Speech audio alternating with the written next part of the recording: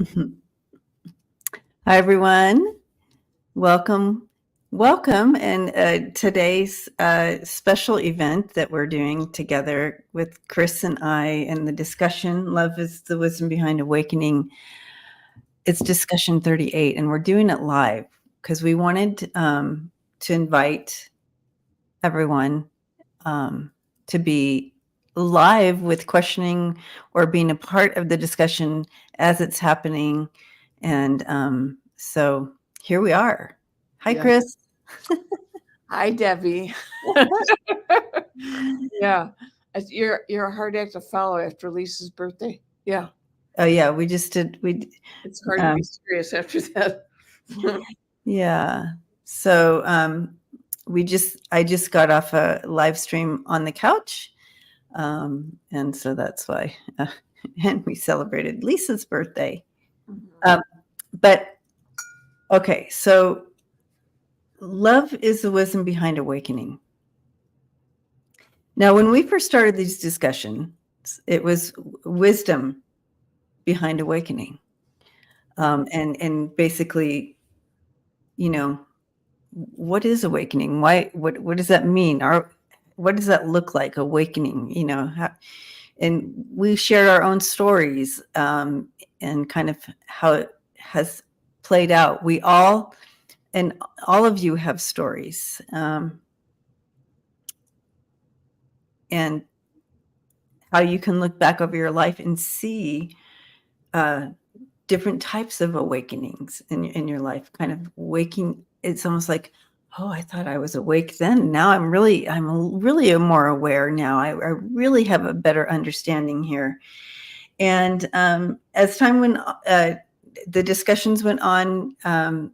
We had a, a channeled message come through a frequency, a mother frequency, and she said her name was Mada, but that was only to help us out to grasp a hold of kind of like speaking to someone.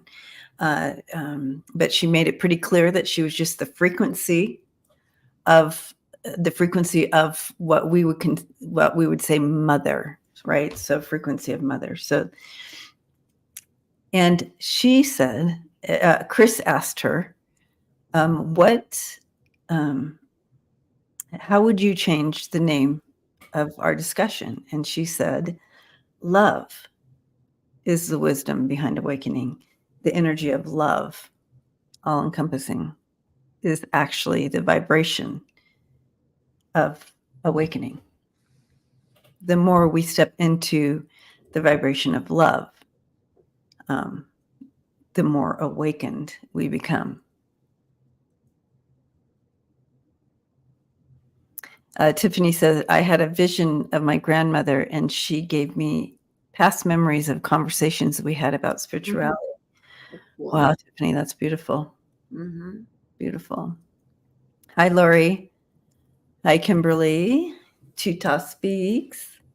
Welcome in, everyone. And again, we're here together today because we are opening the discussion up for everyone to be a part of it. So if you have the ability to type in the chat, please do. Anything you want to add to how this journey has been, Chris? You're so good at asking questions that have big answers. Big answers. Yes. I think together we've sort of mined the field in a way to figure out some of the stuff that's really helpful to us.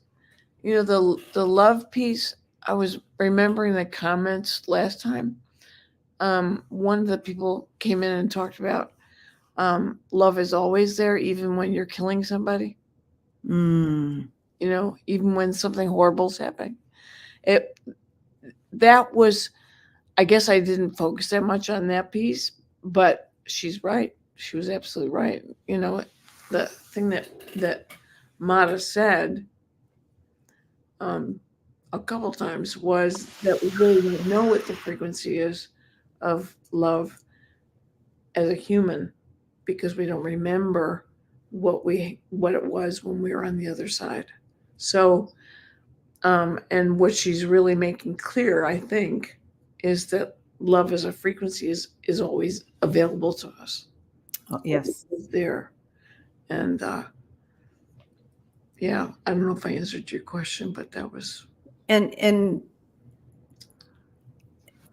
depending on our life experiences and how we are adjusting to them, that frequency, it can become misaligned. Yeah. We can do things out of a misaligned love frequency. And there's plenty of stories of that. Yeah. Yeah. I was really helped a lot by the diagram you drew last time when she talked about it's like a circle. Love is the circle Mm-hmm. where those little pieces off it, and we spend our lifetime trying to find it again. Yeah, trying to We think grab onto this. Yeah, Yeah. and we think that those pieces are it, and they're not it. But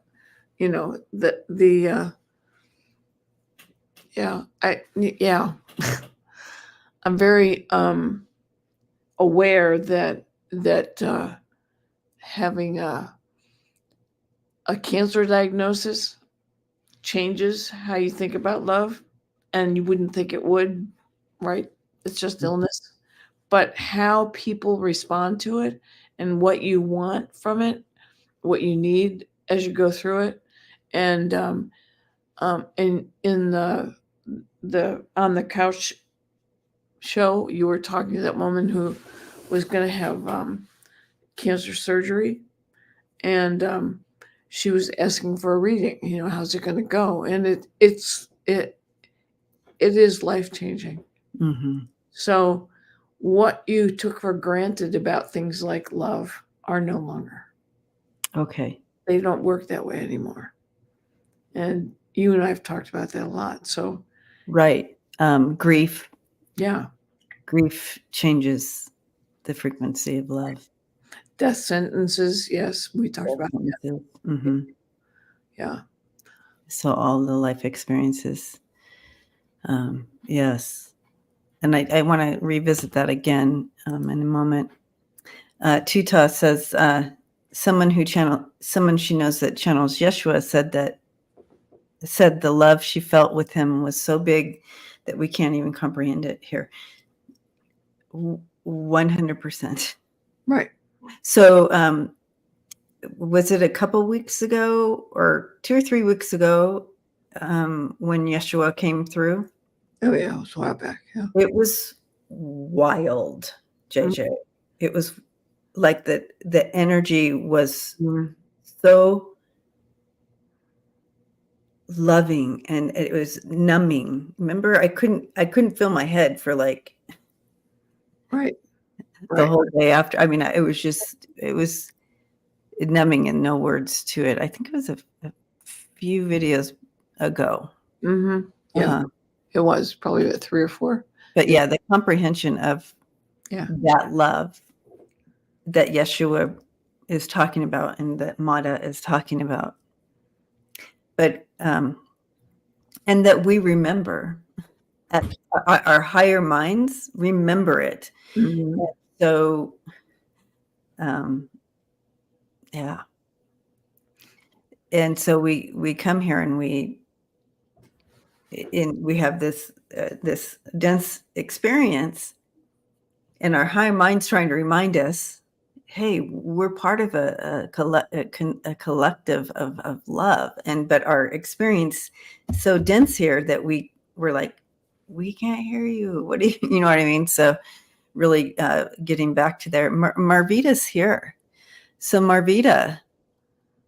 So's Terry. Yeah. Oh, Terry, hi. So Marvita drew something. Do you want me to show it? Yeah. Do you have it? I think I can get it pretty quickly. And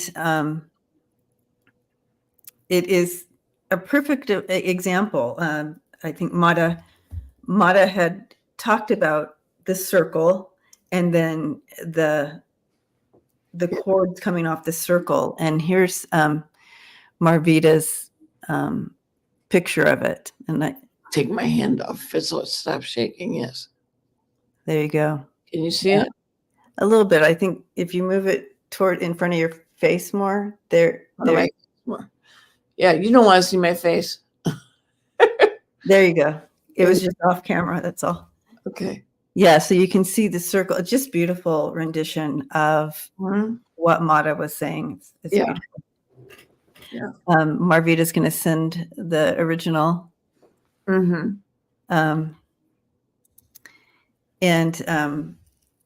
wonderful. Yes, I drew and felt so much love. Yes. And so beautiful, Marvita. Well, the other thing that came out of that channeling was that she said we spend our lives looking for it. And we feel that sense of lack, which is not real, right? It's not real. You're caught in the sense of lack. That's programming, false programming. Right. And so, yeah, I think it's one of the things that divides us a lot. So, I'm very aware of what's going on in the Middle East and that everyone's been talking about it. And I always walk away from it saying, what is so important? What is so important that we have to kill each other? Right. What is so important that we have to kill each other? You can make all the arguments in the world. It's just, but why do we have to kill each other? Right. Why do we have to abuse each other? Why do we have to do anything negative? So when we hear the voice of love, it's like we're very far away from what that really is about. It is beautiful, and it's very difficult to get there. But we're here, this family here, and we continue to talk about love and the energy of it, the vibration of love. We're here to bring it in. We are the conduits of it. We are bringing it in. And so we just need to be louder, right? Our vibration just needs to be, we just need to be more intentional about pushing it out into the collective. And the reason, this war is happening, and we are like, what is more important than human life? That you would kill it. And for us to be there, for so many of us to be there, that is a good thing that we are feeling that, because the more we feel that, the more we are putting that love out there, bringing that change in. And that as we are part of creating the shift of changing out of the war energy that's been on this planet forever. The war energy has been here and so we came in here, this family here, that's all here in the conversation here. We came here to change, to puff out the energy of war with love. I've been very bothered by kids killing kids, by kids shooting kids, and the one thing I've said to everybody is, what is it that they don't get about that they're going to end up spending the rest of their life in prison? And the answer I got was, it's better than the life that they have. Being in prison is better than the life. And we've got to do a better job. We just have to do a better job. You know, I met a little boy once who was 12, and I said, "What are you going to be when you grow up?" And he said, "I'm going to go to prison like my brother." Mm. So, you know, I don't think it's any different than what we're talking about when we talk about wars. You know, things are so bad. We've come so far away from what it means to create sustainable living conditions for everyone that they Mhm. don't know what love is. They only know what lack is. Mhm. So um, it is a beautiful vibration, but it takes a lot of work in this culture Mhm. to it. But it is changing, and we came in to be part of that change. Yeah, Just bringing in awareness is bringing change. yeah. Um, Jersey Shore says, I was in a dark place for 4 years after my husband's passing. While trying to meditate, I had a breakthrough with the help of my husband and the divine.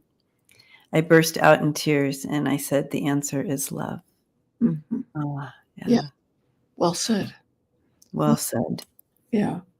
And grief, and Chris, you and I, we've talked about grief a lot on in our discussions, and the depth of love that comes. It's a different vibration Mhm. of love through grief. Mhm. It brings you to a depth of love that you may not have ever gotten to if you had not stepped in the journey of grief. I'm not saying that you have to have grief to get there, Right. but it does offer that. Yeah. It takes a minute to get there, and I know you had 4 years of uh, that dark place, Jersey Shore, but you found it. Beautiful. Thank you for sharing your story. She's. I didn't think I'd ever. I didn't think I'd ever get out of the darkness. They saved me from the other side. Yeah, yeah, Yeah. You know what she's talking about. I sure do. You want to say more It's about it? a dark place. It definitely is a dark place. It's um, darkness is the hole the light comes through. Oh, I like that. Hi, 50 Shades. Welcome.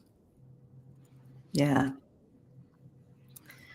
Mm. Now, on the other side of that, Jersey Shore can say that she's grateful. Yeah. Mm-hmm. Some of our darkest, hardest, densest stories that we live through here um, bring us bring us to those places of enlightenment that maybe we could have gotten to, but maybe it would have not been as timely.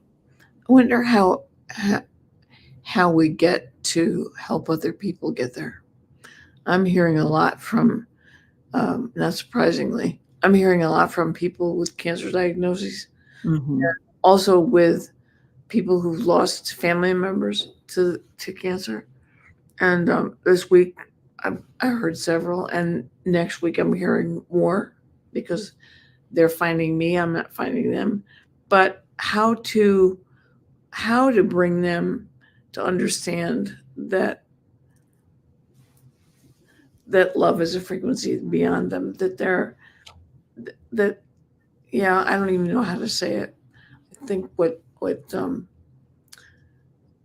she said was very powerful about finding the divine, but Finding that divine. get them to the place where they can find the divine. You know, with the diagnosis, and correct me if I'm wrong, but when you get a diagnosis such as cancer or any hard diagnosis like that, um, it really pulls you into your body, right? It pulls you into that density of your body, Mm-hmm. and it becomes your whole story in that moment in during that time, because it's It's big. It's threatening. It's scary. It's unknown. We don't know you know what I mean? Like it's just you can't. It's a loss of control over what's happening in your body, and your body is defying you now, and like you've lost the foundation of your solid foundation that was previously there. But in that, it becomes your whole story. And so we lose track in those, when we're in that density, we kind of lose track of our higher mind, our higher selves, our spiritual self, because it becomes all about our physical self. So it becomes harder to maneuver in that space of that frequency, because we've been pulled into the shadows. And that's okay. Shadows are not a bad thing. But if you stay there, what can you do with the shadow? Are you able to get out of those shadows? Or it's just part of our journeys, right? We all are going to face some sort of shadow, right?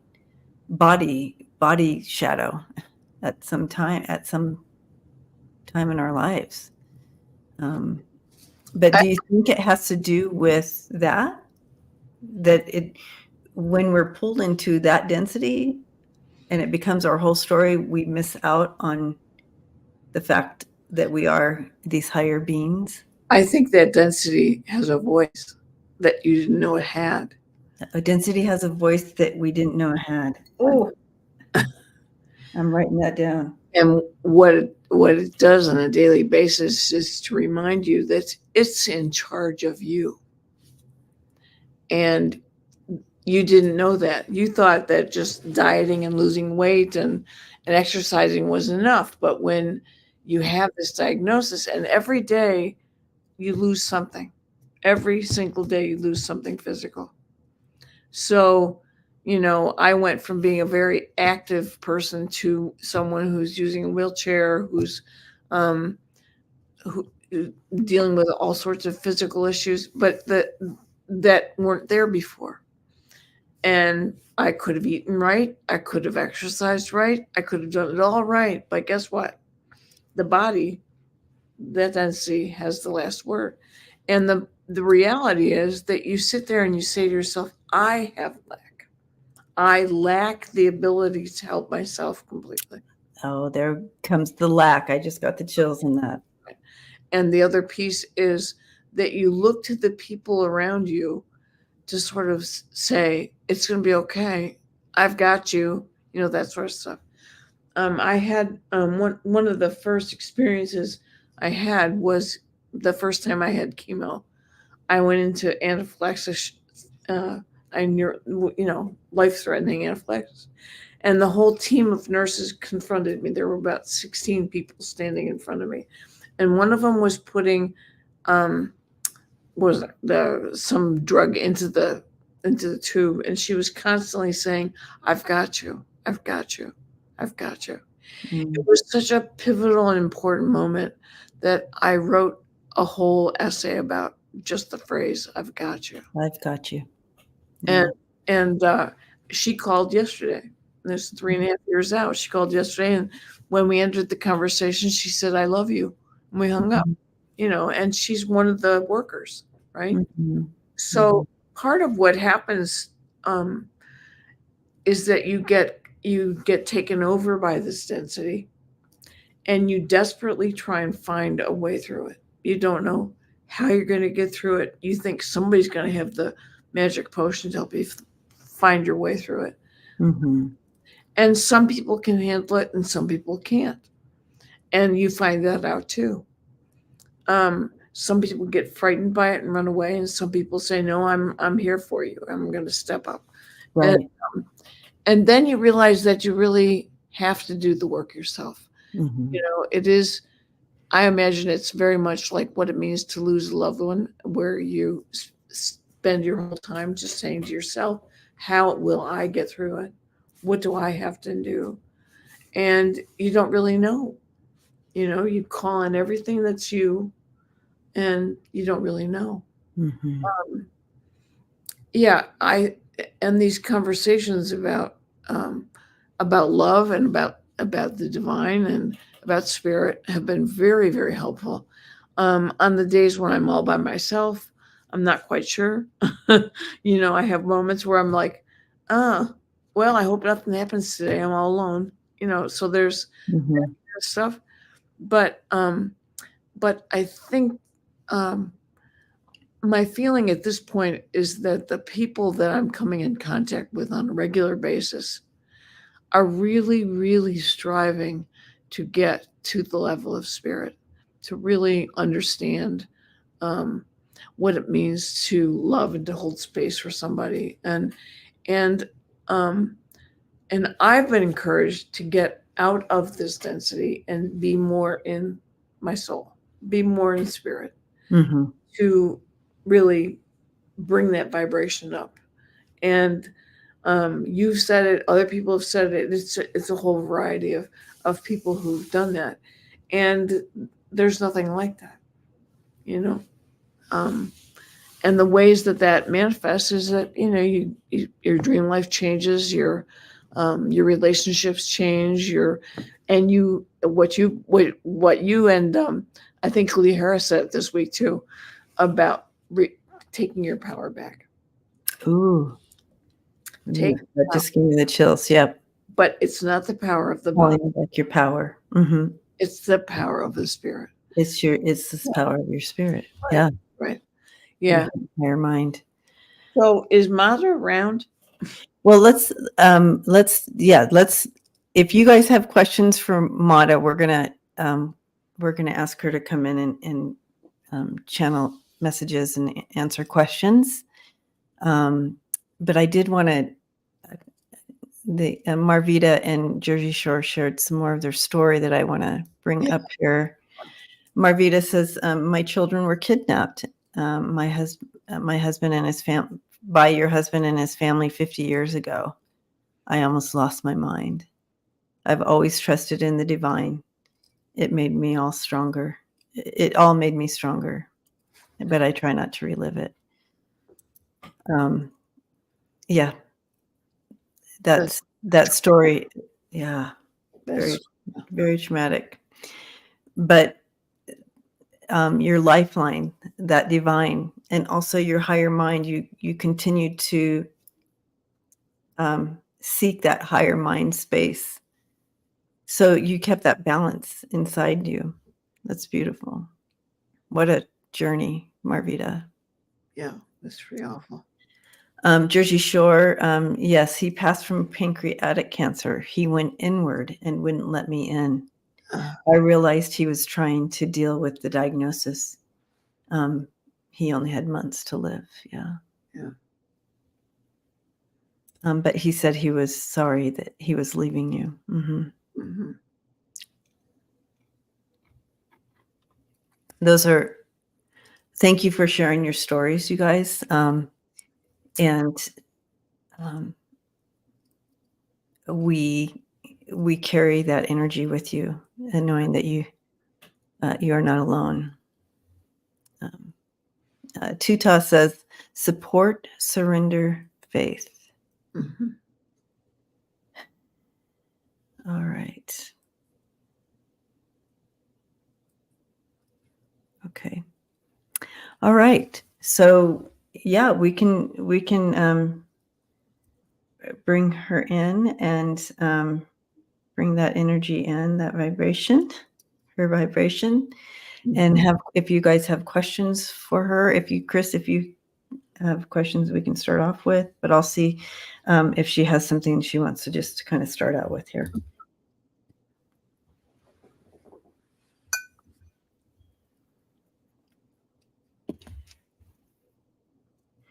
There's a deeper healing that needs to happen.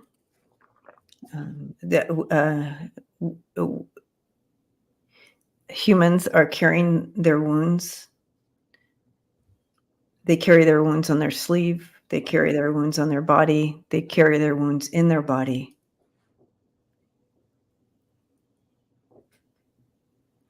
Carrying the wounds too long without understanding or knowing the wounds need to be released.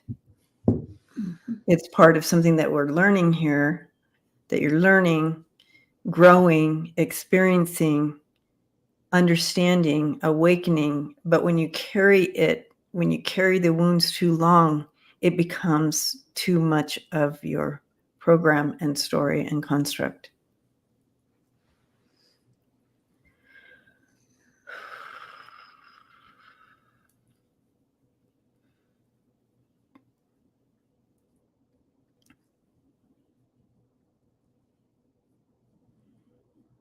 You talk about a ball and chain. If you can visualize someone literally having a ball and chain connected to them and trying to move about and do life with that ball and chain, right? It just, you can see how it would hinder and keep you down in that density of your wounding.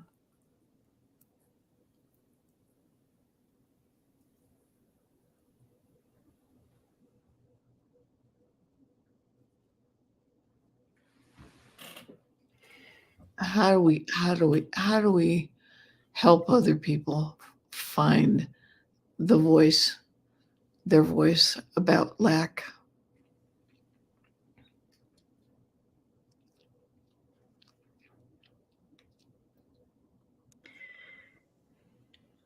Well, it begins with the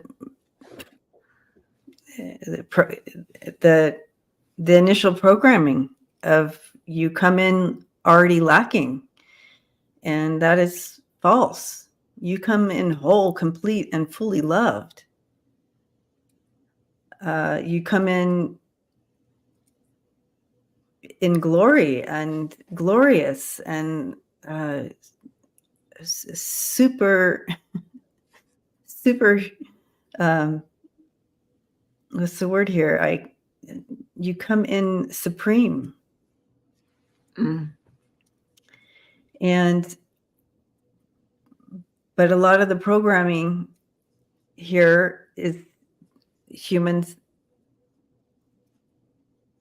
say that you're lacking, that you're sinful and you need something to save you. So there's some of this programming that enters in very early on, and then if you can't do something like another, then you're lacking.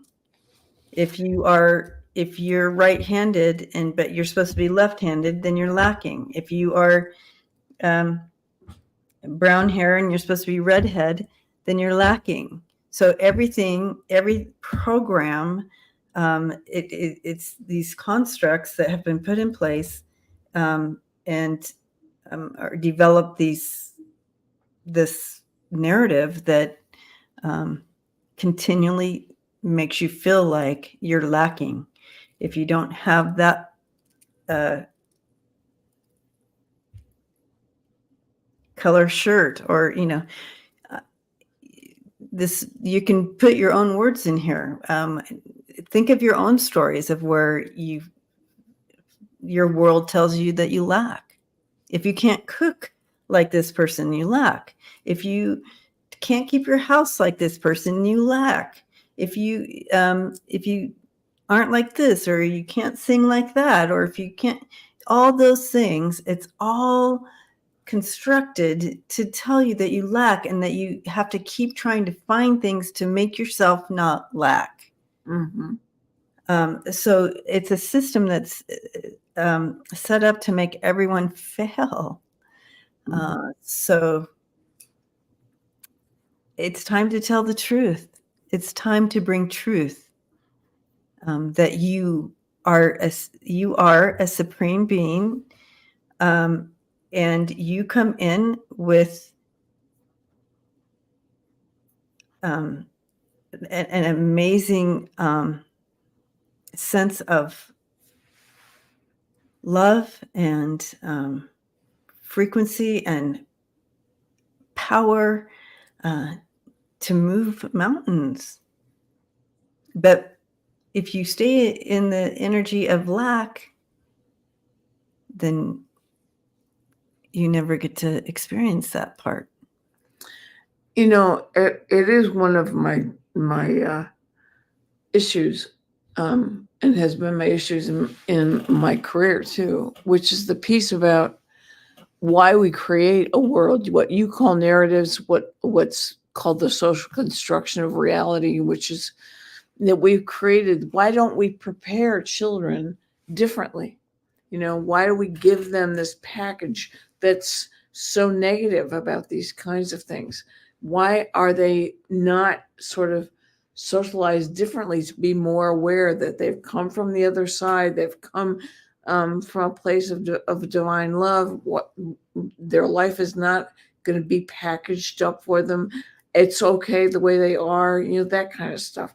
You talked about children in school need to learn how to put the right shoe on the right foot, kind of stuff, which is one thing about how to survive, but Yeah. it's not a thing about whether you can actually, um, it's opened up. Well, Sierra told me this. Your daughter told me this. She said that the whole thing about non-binary. When we talk about gender, we talk about masculinity, femininity, the male female stuff, and we've been pressuring it lately with this notion of non-binary. And what Sarah said was, even non-binary is a construct. It's a category. You are just here. You're just here, Here. and um, you don't have to create a label. You don't have to subscribe to a system that says you should act this way, you should look that way, you should be the other way. And that religion is somehow going to save you if you just follow their rules. Mm-hmm. All constructs, those aren't allowing us freedom. Yeah. Right. And JJ says, I am a glorious supreme being. Yes, that should be everybody's mantra. Mm-hmm. Yeah. Peace Mama said something that was pretty important. I thought, that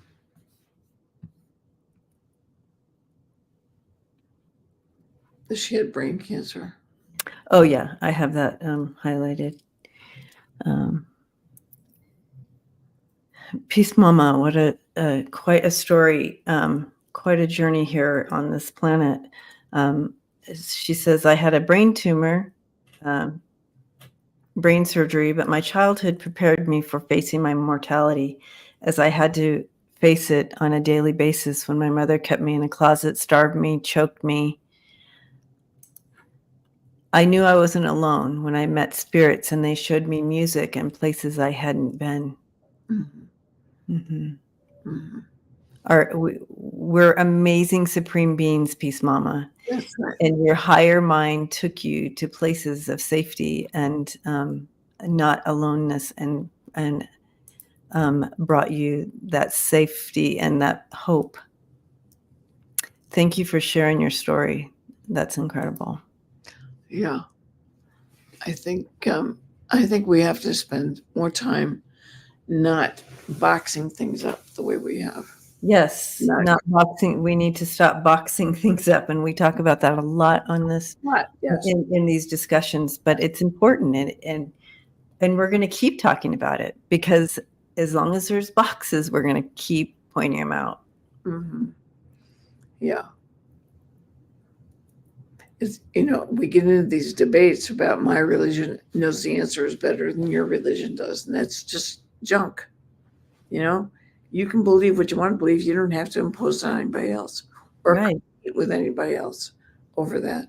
Yeah, and sometimes that's important for your own journey, but it's and I get it. You think that I feel so much joy and love in my religion, and I just want other people to feel it too.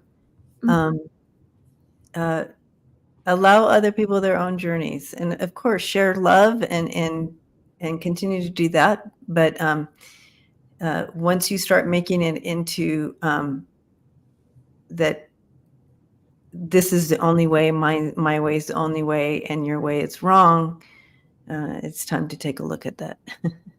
Right. But okay. Does she have anything else to say here? I think I'm stuck on how do we help people let go of these boxes? How do we help people to coexist with each other?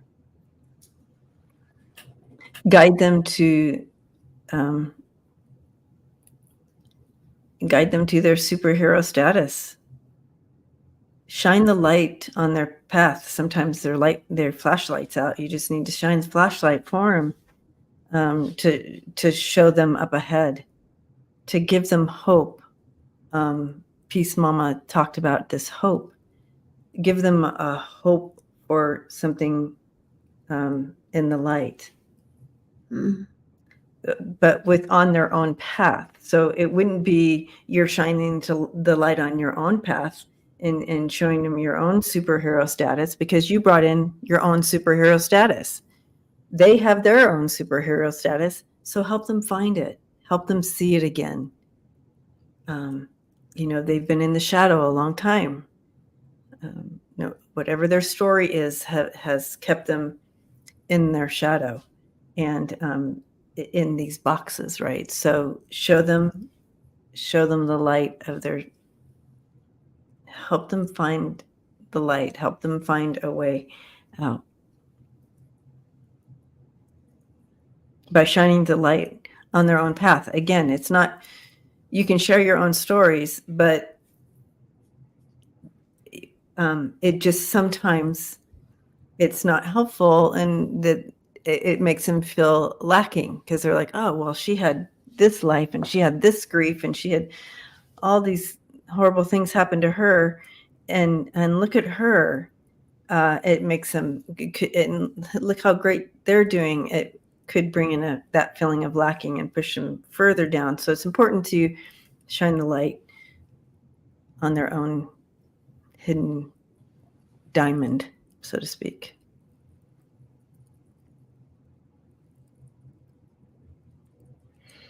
Yeah. Jo has something to say here from early on. From early on, I've always thought religion was such a hoax and fallacy. When I questioned it, even at a young age, was shot down at every turn. Didn't take too long to figure out just what exactly it was. Yeah. Yeah, and I've spent a fair amount of time researching the history of some of these religions, and the outcome is not at all what they thought it was. The Bible, for example, there are thousands of versions around the planet. Which one is the right one? If you go to the original Greek, it doesn't translate into the English.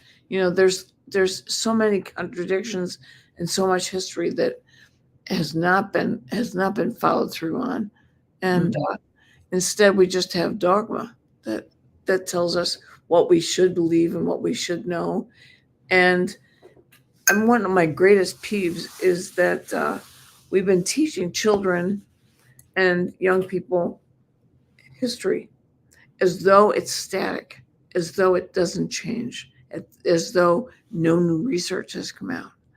We teach them things about, we've got statues of Christopher Columbus all over the place, and Christopher Columbus didn't do anything. So that was positive. So he didn't discover this land; it was already occupied by millions of people and cultures. So there's all of this stuff that we have to navigate, and the little ones are the ones who are getting all this information when they have Columbus Day off, and it gets revered, but it's not real. So what we end up with is not the true story. And I think you said it already, and we need to tell the truth, and we need to embrace the truth, and we need to do the truth even when people are uncomfortable with the truth. Yeah. Yes. And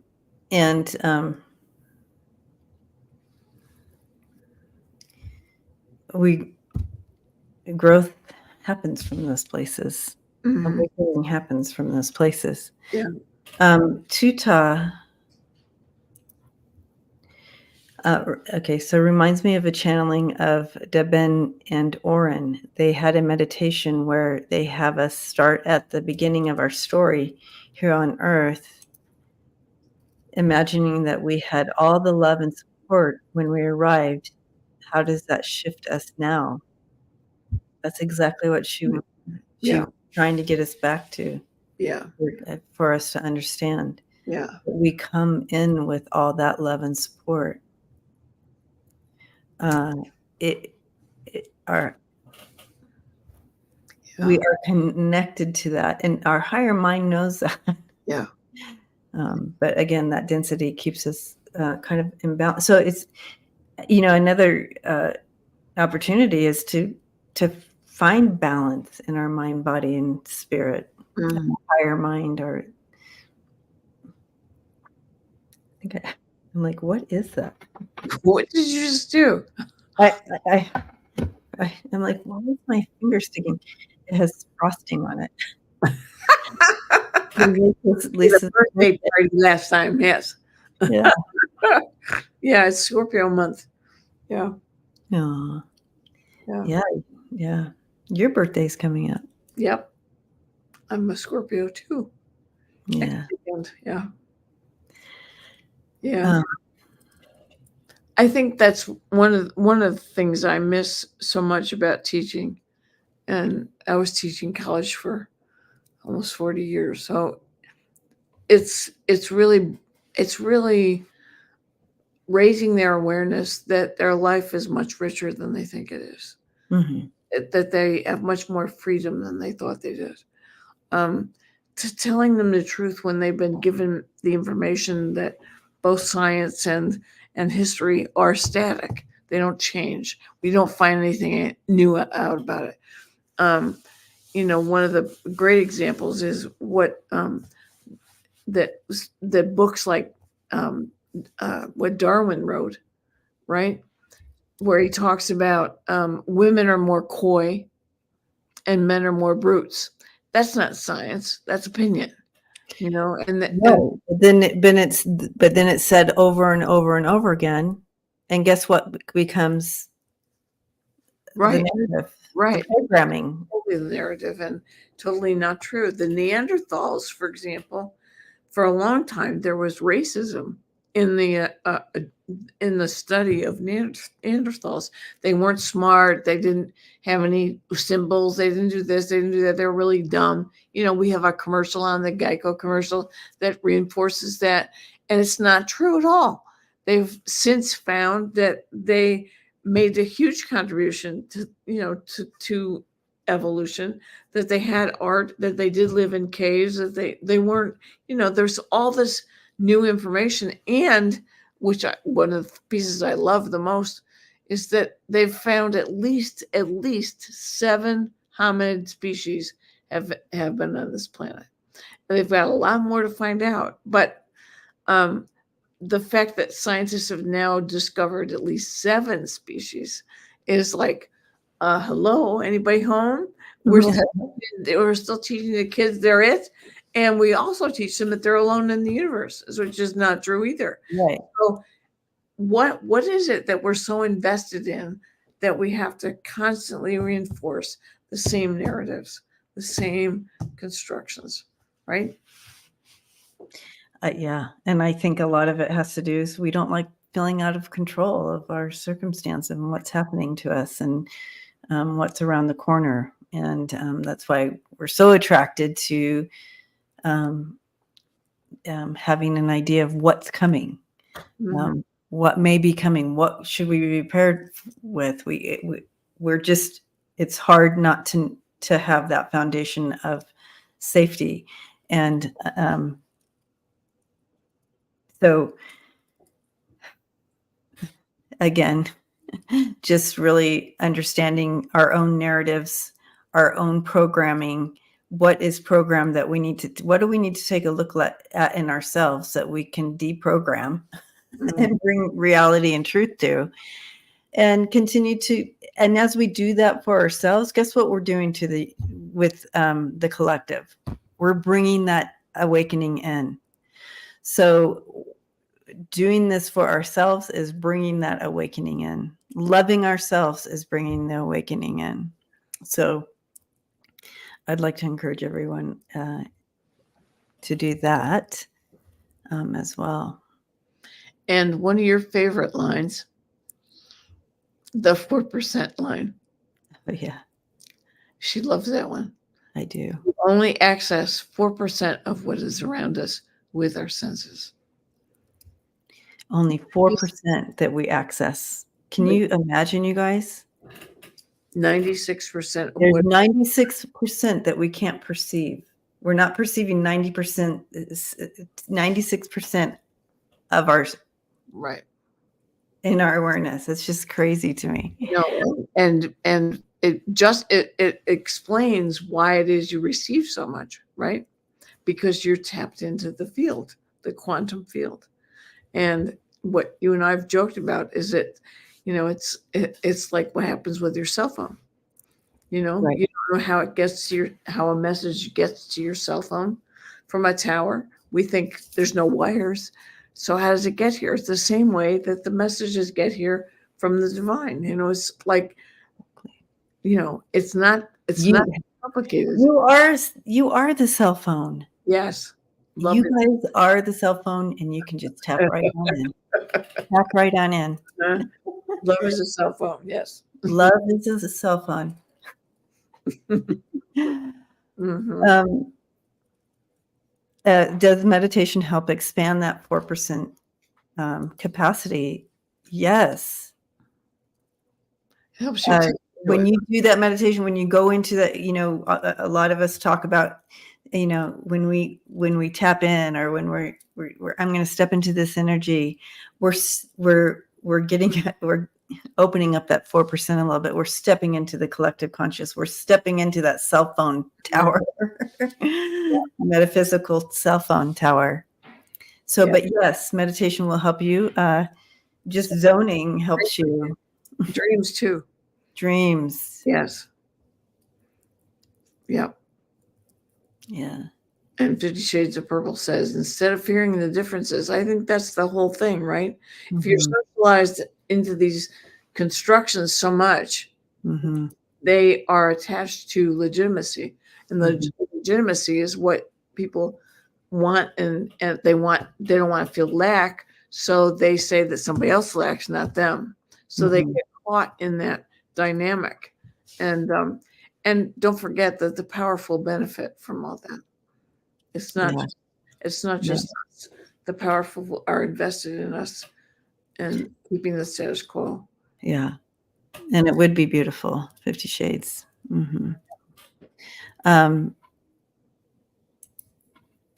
Is prayer and meditation about the same thing? And anything that gets you into kind of moving into your higher brain, away from the density, is going to help you really hear more clearly the cell phone scenario. It's going to help you get into that place. Call. Yeah. Yeah. And receive that call. Yeah. Yeah. Mindfulness helps too. Yes. Mm-hmm. When I was just reminded of an anecdote.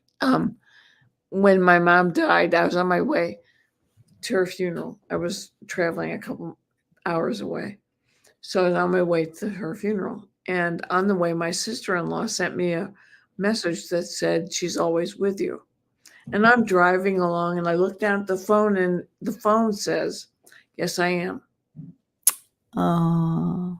The phone says, yes, I am. She didn't write it. The phone had it.